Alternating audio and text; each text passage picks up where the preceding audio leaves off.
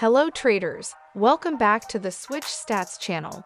Today we will be going over a strategy that I backtested and made over 460% with.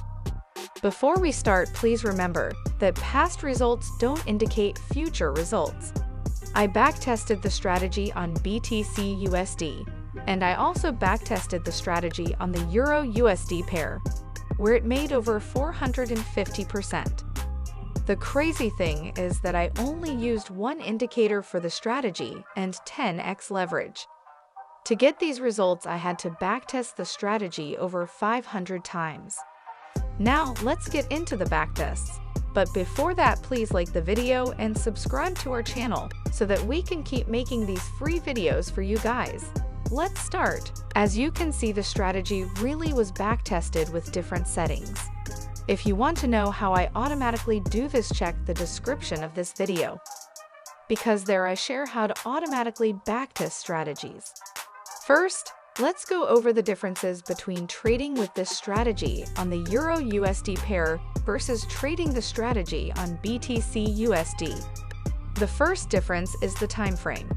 Because Forex has a lot less volatility, we will be trading the strategy on the 15-minute time frame. The second difference is the take profit and stop loss. For the Euro USD strategy, we will be using a lot smaller take profit and stop loss because it is a lot less volatile than crypto. We will be using a 0.5% take profit and a 0.3% stop loss when using the strategy on the Euro USD chart. However, when using the strategy with Bitcoin, we will be trading on the 30-minute time frame and with a stop loss of 3% and a take profit of 10%. This is so that even with a win rate of only 30%, we would still make a lot of profit. Those were the only differences, so now let me show you the backtests. As you can see, we made over 460% trading on BTC USD. And now let's take a look at the Euro USD chart.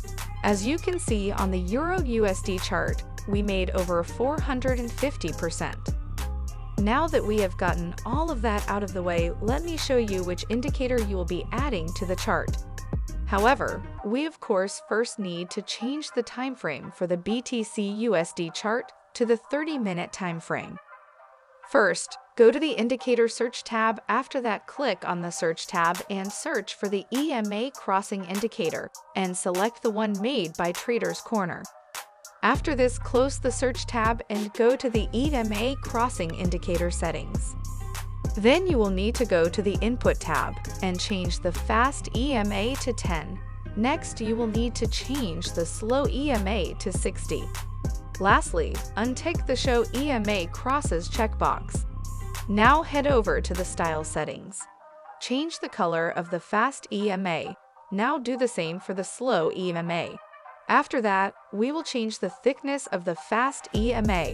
Make sure you also do the same for the Slow EMA. That was all that you needed to change. Now, let me tell you when to enter into a position.